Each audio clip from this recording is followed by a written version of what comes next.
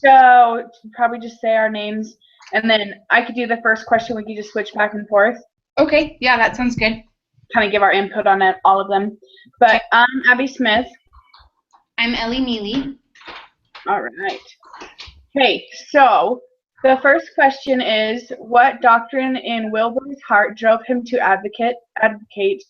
Why is this doctrine of the family so important to have in your heart and to be passionate and persistent? And so what I thought about this, I think that the doctrine that he had most in his heart was that all men are created equal, and he firmly believed that. And I think that when we don't have the doctrines deep in our hearts, we can cower at any moment of opposition. And I think that Wilbur, he had so many years where he was faced with the opposition, and so if he had given up, he would have never succeeded. And so I think that us personally, we have to be willing to keep going and be persistent in order to have that change that we desire. Yeah, I like that you said like being persistent because like I don't know exactly, but it was like 15 years ago and then I don't know, it was like hard to keep track of like how long it was, but I counted it like at least 20 years. So at least 20 years like he was persistent. Like yeah, there are times that like he might have like given up like taking action, but it was always something like in his heart. And I thought that was something that was like a good reminder for me was to like always like keep working at it even if there's like those down times like you can still make a difference without going to the extremes that he did. And I also thought of let's see, I just really liked that he wanted to serve God and like change the world, and I think that's something that we all should want to do. Like, you know, we can do both. Like I don't remember the names, but one of the guys, they were like, you can do both. Like, we're here to tell you, you can serve God as you change the world. And I think so often we feel like we have to do like one or the other. It has to be like an extreme, like we're serving God to an extreme, we're trying to change the world to an extreme. But like we can put them together, and that's when like we really make changes. And I thought that was really cool. Yeah, I think that's so true. And I love that he lived it. Like in his own home, and then there was one of the beginning scenes where they were gambling and he was gonna sell his like slave as payment. Yeah. And he walked out, and it was just really impressive to me that he would live that in every moment. Mm-hmm. And I think that if that's part of being persistent is to be consistent as well. Yeah. It's a huge part. You can't go back and forth. You know, like yeah, when it's convenient. Exactly. Yeah.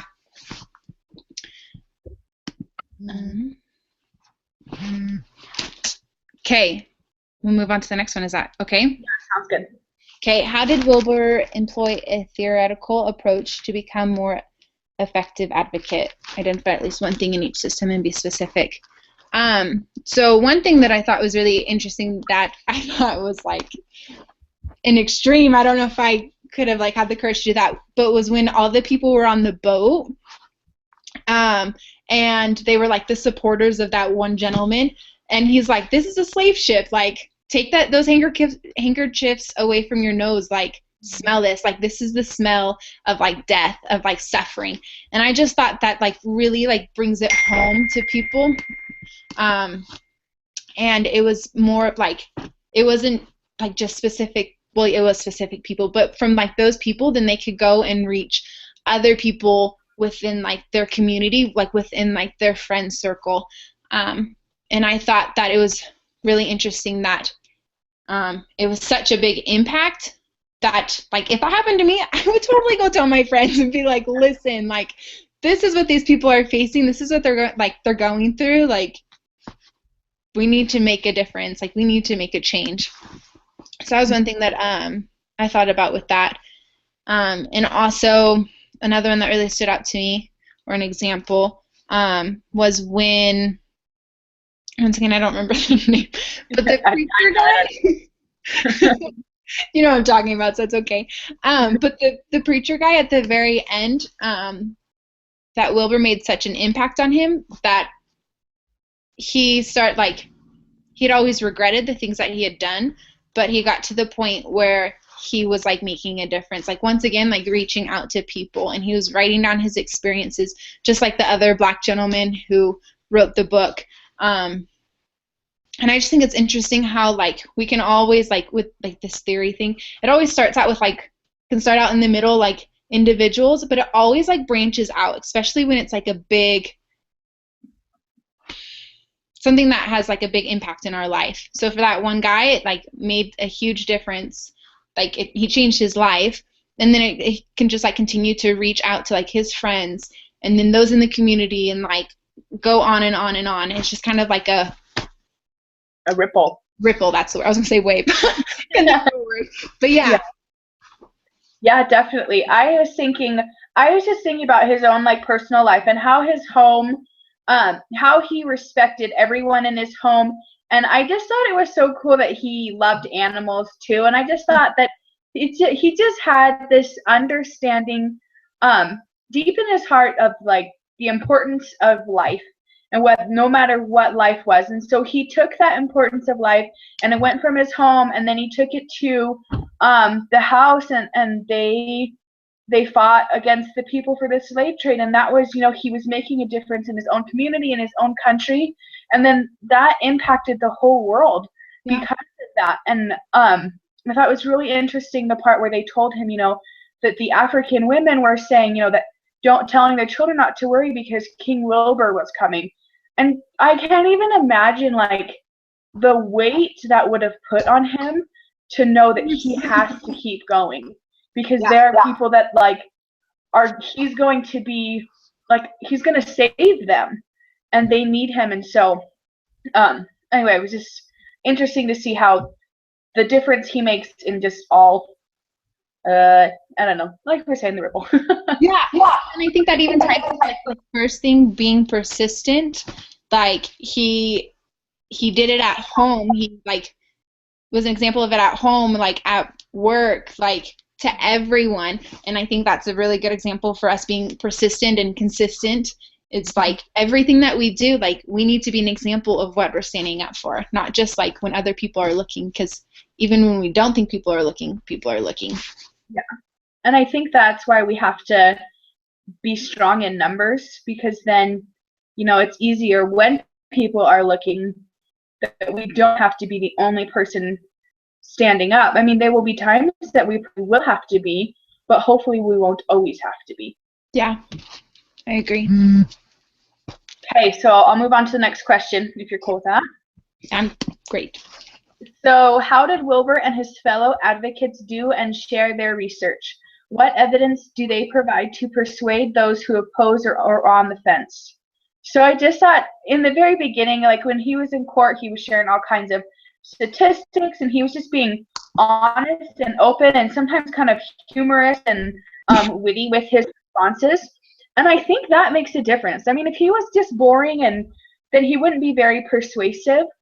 I think another really persuasive things was the 300,000 names on that petition. And I think like I was back to what I was saying, being strong in numbers. And then another thing I thought of was the research, you know, of the physical, the boat, where they saw that, and they saw the conditions that the people lived in, and they heard how many people died, and they heard what happened to the people on the boats. And I think that any person in their right mind would be touched by that. I mean, I think humanity doesn't want those horrific conditions, and I think a lot of people didn't know how bad it was. Yeah, I agree. They just like only see the side that affects them. Like we're very one-sided. Is that the right word? But like we only think about like ourselves and how like things affect us like personally, and we're not thinking about like those individuals. Like they didn't think about how like the slaves got to them. They just thought, well, now I have the slave. Like that one guy when they were playing poker, he's like, he would have died like if I didn't save him. So he's like thinking about himself. He's like, he should be thankful for me. And so we're like, I think as humans we think of ourselves and how it's going to affect us personally. I also really liked how they like for that year they basically divided and conquered. Like they all went out, they talked to different people through like the country, and they receive different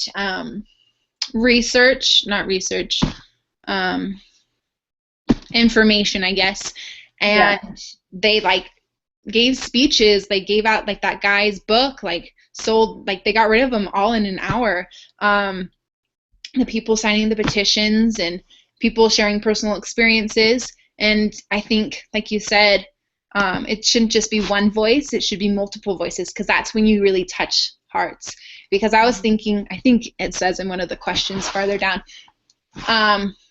but like there are people that you can touch, and there are people like that I can't touch, but you can. And so that's why like we need to have like a group of people, because there are so many people that we can touch as like with a group, because of like those individual connections between people. Yeah. One thing that, like, one quote is kind of off topic a little bit that really stood out was that guy John, I think it was the guy who ended up going blind, but he said, you know, we were the apes and they were the humans. Yeah. And that just was, I feel like that can be so persuasive, you know, and have that testimony of the person who was committing this, and for him to be like, no, this is so evil. You know, he does, like you were saying, he can touch people and make a difference even more than Wilbur could with his belief in it. Is the experience can also make a big difference. And I think that's why they work so good together, is because they were all so different. And I also think of the black guy who was like, you know, back in my country, I was a prince, I was just like you. And I just think, you know, he could be very persuasive as well. Yeah. It's just the right person to the right crowd kind of thing. You have to, like, I don't know, figure it out. Yeah, definitely. Anyway, is it my turn? Yeah. Yeah. Oh, so this is kind of what we just talked about. How does the film portray the importance of working together as a group? What has family advocacy group work taught you? Yeah, I feel like that was basically what we just said. Do you have anything to add for that one? Like, I don't think I do. Oh, one thing that I did write down is that that when you have people behind you, I think there was a lot of times where he was like gonna give up and was just done, and it was those people that pushed him, especially, you know, his wife, and you know, there are a lot of those people that they helped carry the weight, so he didn't have to carry it alone. And I think that's an important part of working together. That's a part that I didn't really like think about, and I think that's really true. It's a good point. So thanks. Yeah. Okay. All right. So the next one is, what parallels do you see between Wilbur and Captain Moroni in Alma 36? What is a Christian and professional family advocate, and how did Wilbur exemplify that? Can you be an advocate and Christ-like against such loud and often degrading voices? And kind of what we were saying, I think that they stood for their country and the things that they believed were right, and they had God on their side for both of them. And no matter how difficult it was to stand up and be heard, they did it. And then he just kept his faith the whole time. And let's see what else I wrote here. I think that us, like, we need leaders like that in our own country. We need people who are willing to stand up against what is being said the loudest. And I think sometimes the opposition is really the minority, but they're just the loudest. And so I think that rather than trying to be louder than them, we need to stick with those who are with us. And we need to build up our own numbers and help, you know, enhance the testimony and the belief of the people that are on our side. And then we can help the people that are on the fence. And eventually we can get to the people who are opposed to us. And I feel like we don't always have to change opinions, but we could be willing to listen, and we could be willing to just talk to those who are with us rather than fighting and being contentious. Yeah.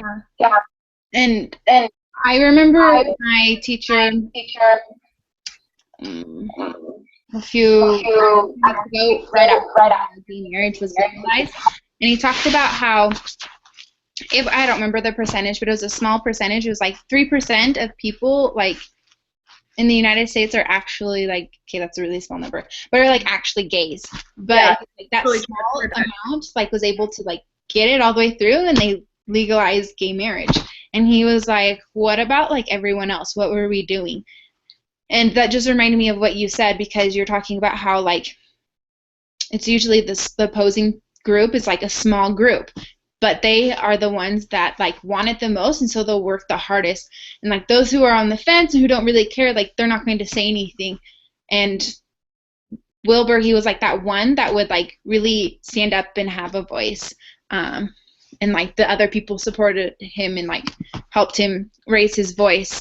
And I think, and that kind of reminded me of Captain Moroni, just how like they both just like stood up and like took the stand and was like, you know, this is what like we believe in, and this is like we're going to fight for what we believe in.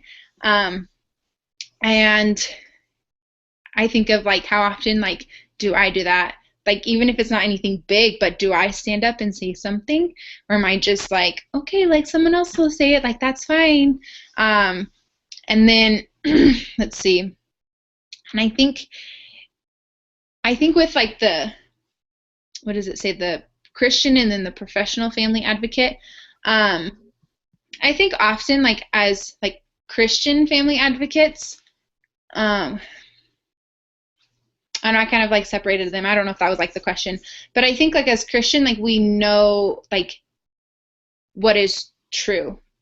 Like even if like different religions, like their truth is a little like like distorted a little bit. But like we're like, this is doctrine, like we know that this is true, like marriage is between a man and a woman, for example, or even for slavery. And then for like professional, it's just like, well, it's kind of like one of those things where, you know, some people want it, and like I don't feel like they're like as set in stone like of what their beliefs are. And I think like it's really important for us to like mold those two together, like to be have our like Christian background, our belief in God, and like our professional scene like mixed together, because kind of like the first question, like we can make such a difference when we work with God and with like individuals. Mm-hmm. So. That reminded me of the quote that guy John just had the best quotes, but he said, "I'm a great sailor and Christ is a great savior." Yeah. And I think that we can be great advocates, or we can be great mothers, and we can be great wives, but really Christ is a great savior. And so when we're doing our part and helping to just promote the things that we know to be true, Christ is there as well, and he will help pick up the rest. Yeah. I think that's a really good reminder. We're never alone, regardless. Like, if we're always doing what's right, like, we're not alone. He's not going to leave us. I think that's a good reminder. All right. You want to go ahead and read the next one? Yeah. Marcia Barlow spoke on persuasive speaking and writing. Did Wilbur and others exemplify any of Marcia's ideas? How so? The one that I thought of, and you said it earlier, was, or one of the examples that I thought of, was when he was like joking around and he was like trying to make things like lighthearted. Because especially like in a situation like that, I feel like it'd get really tense. Like, especially like there's two opposing sides. Like one group wants one thing, another one wants another, and so it can get really like heated. But he like approached himself like very like lightly, I guess you can say. And I think that makes a big difference. And especially when he he talked about like the stories and like the individuals, like it really like helped people like make a connection with him. They're like, I don't know, I would be thinking about the slaves that I had and be like, oh, like what did they go through? Like what were their situations? And I think like with hers, like her persuasive speaking, like you really just have to like grab the attention of people and like pull them in. And I think he did a really good example of that by doing that. Yeah. I think he really got to people's emotions. And I think that's kind of like when he told the stories of the slaves, you know, and he talked about the children, like falling asleep and rolling into the fires, or or exploding and then dying, and the slave children dying in the fires. I think that's kind of like a story of self, even though it wasn't himself. It was a story that he told, and then he talked about how it was affecting their country, and then he gave the steps for them to change. And when they wouldn't do it, I mean, he was a little bit sneaky about it, doing the flag thing, but I think that was pretty smart because it was probably the only way. And another thing, when you brought up the boat again, like going, like, if you were to be on that boat and to go by the other boat where it stunk so bad, you would just be disgusted. But for him to, like, he totally reframed it so that he did, like, pull their heartstrings on it so that they could just cry about it and see the horrible conditions and smell it, and make it way more personally, to make them smell the death of those 400 slaves that had died on the journey over. Yeah, I think that's really important for us to know how to pull on their heartstrings, but in a good way. Yeah, I think that I feel when I feel like the most emotional about things, that's when I want to change. If I'm like, oh man, like, that's so bad, I want to do better.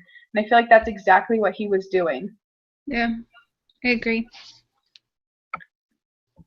Okay, my turn. Mm-hmm. What role did the government, policy, and religious freedom play in the fight of the slave trade? Did you see their political system being pro-family? Why or why not? So what role, they did a lot of the petitions and a lot of the bills, and I just thought it was so interesting. I just kept thinking of our little bill video, but like, so many of them didn't go through, but they didn't stop. They just kept creating new ones. And religion, there was the prime minister that was part of their government there. And let's see. And then I thought, like, for government, when Wilbur was talking to the man and he said that just by shouting loudest, you can't drown out the voice of the people. And that kind of like stopped them all. And I think that that's, important for all governments, especially our government, is that we need to listen to the voice of the people, and not just the people who are the politicians.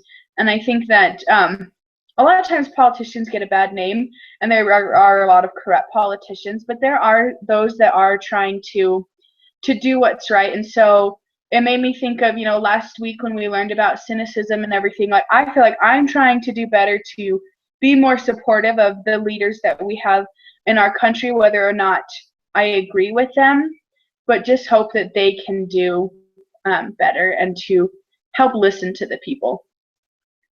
Yeah. I think I really like that part, and how like everyone like stopped talking. It was just like silent. Like, yeah. But I think it goes back to like we have to make ourselves, well, not make ourselves, but we have to speak up in order to be heard. Like, we can't just be like, oh yeah, we're one of the people, like we have a voice. Like, we actually have to speak to be heard, to have a voice. And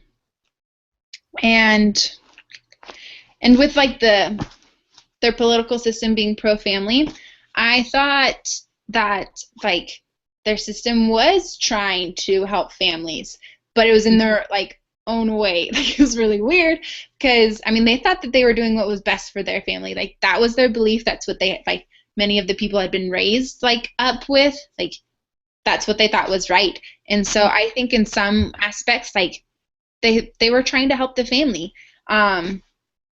because that would, like, it made an easier load on like the family when they had slaves and stuff. But obviously that wasn't the correct view. But yeah, and for me, like, I talked about how like it goes back to like selfish reasons. Like, they thought it was like good for their family, but they weren't thinking about the families that they were tearing apart. Like in Africa, like that gentleman who he was a prince. Like, many of those people, most of them were torn apart from their families. They never saw them again. And so they thought that they were helping, but really they were just tearing families apart. Yeah. I thought in the beginning they weren't very pro-family because they were more just pro-individual wealth. And they didn't want to stop the slave trade. They didn't want to take care of anyone but themselves. But then I feel like once they started on the journey to abolishing the slave trade, they became more pro-people. And I think when you're pro-people and pro-society, then you can definitely be pro-family. And once they stopped caring about their own little pocketbooks and everything, and they cared about people as individuals, it made a big difference on the family. Yeah, I agree. Do you feel that Wilbur used his time on earth well? How do you see him showing the elements of consecration that Elder Christofferson spoke of? And I think that he did. I think there might have been times where he gave up, he didn't want to work as hard, but we all do that. Like, we're all human, like, we're all going to have doubt. We're all going to, like, at some point in some aspect of our life, we're going to lose some sort of faith because we doubt. Like, when we doubt, like, it's bad. Don't do it. I'm really good at it. But I think that he did because he made a difference. And I liked at the end when it was finally passed, like, one of the guys, he was talking about Wilbur, and he's like, when you think of great men, you think of Napoleon, like men of violence. He's like, but then he was like, basically, like, Wilbur, like, he didn't use any violence. He didn't, like, do anything. He didn't pay people, like, to believe that way. Like, it was all because, like, his belief. And he convinced people because he knew it was right. And I think that's a lot more powerful. And so I think that he did use his time well because he changed millions of lives. Like, I think more than we will, like, be able to comprehend, because how long would that have continued? Slavery. And so I think he definitely did use his time well on earth, and that he was just so dedicated to his work that back to, like, having it at home, like, he was able at home at work. And so I think, like, I don't know, that kind of reminded me of Elder Christofferson's talk. So yeah. I also think, like, he was just amazing. How could someone so amazing not be using his time on earth well? And then at the end, after he abolished the slave trade, then it was like, okay, now there's other good causes to go on to. And he was always trying to make the world better. And I think that, we aren't going to be able to abolish the slave trade because thankfully we don't have, that. I guess there's the sex trade, but that's anyway, there's always things going on, no matter how big or small, that we can make a difference. yeah. And one of the ways that he just consecrated his time, and I think that's an important thing to give. That's the one thing that we all have the same amount of, but we all use it so differently. And so if we are better at using it so that it's blessing other people, then we're really consecrating that. And I think he consecrated all the things that he could give. He consecrated his knowledge, and he shared everything he knew. And he also shared, I just thought it was really sweet when he was out laying in the grass, and the butler came out and said there was a guy that wanted to be fed. And he's like, okay, give him breakfast. Like, no thought about it, just willing to share everything he had. And I thought that was just amazing and very, I don't know, just great of him. Yeah. A perfect example of being Christ-like and thinking of others, being selfless. Mm-hmm. Yeah. Okay, so the next question is, any other profound thoughts or personal insights from the movie that are related to child and family advocacy? And I thought of that time when he started singing Amazing Grace for the first time, and they all just kind of started laughing and mocking, and it just made me think of, like, sometimes we will not be the popular opinion when we stand up for families and for marriage and for children. And so we might get mocked, but that doesn't mean we should stop. And I also was just really impressed with his wife, and he chose a good woman to be beside him and to support him and love him, and that made his life so much better.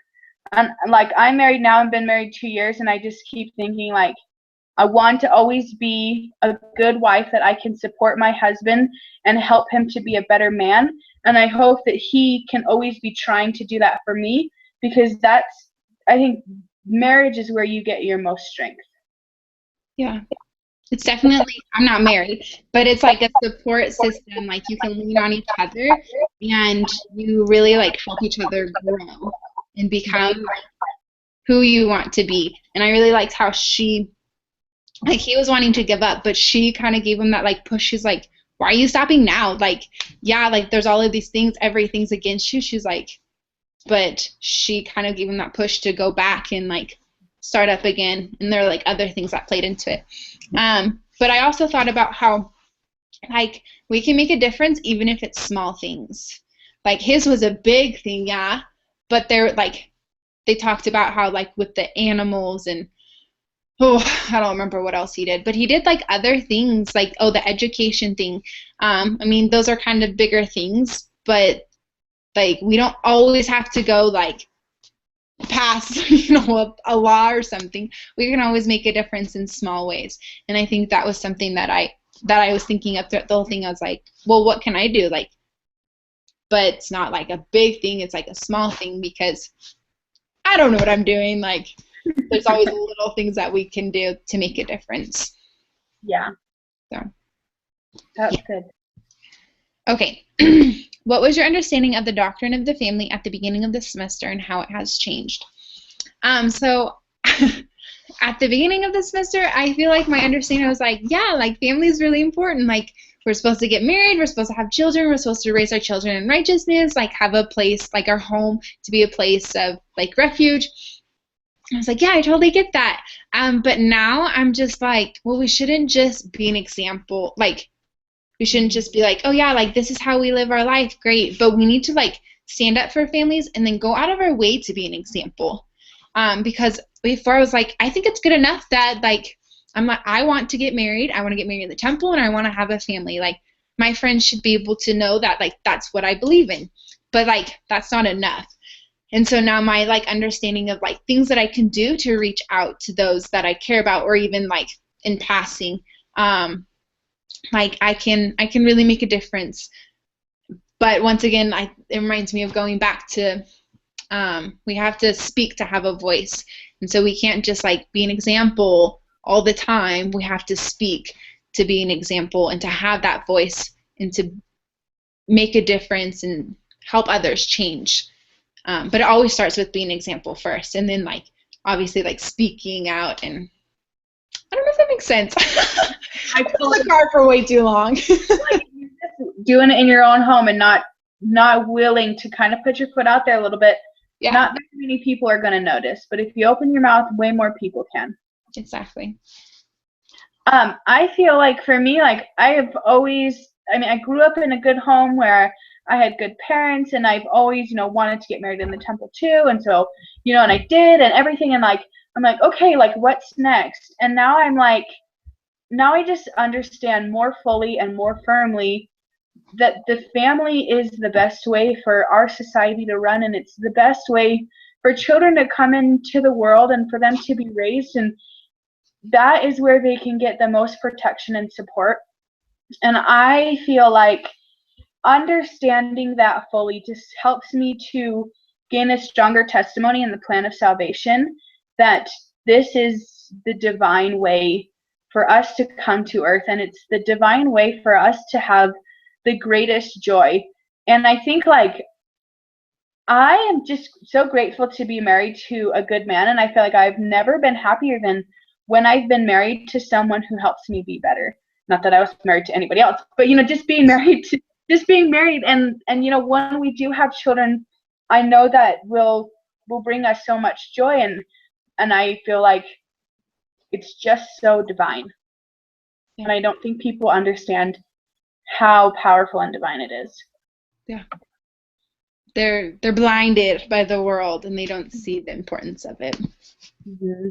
And I think that is so Satan's doing, because it is the most important thing, and so he's trying to destroy it. And when you really understand that, it can be overwhelming, and it is kind of scary that like half people are getting divorced, and and while that statistic changes and it's not like 50% of couples are going to get divorced, there is too many people getting divorced and going into it with the wrong mindset and not I don't know, when you watch TV shows and a girl gets pregnant and then they're like, oh, we should get married.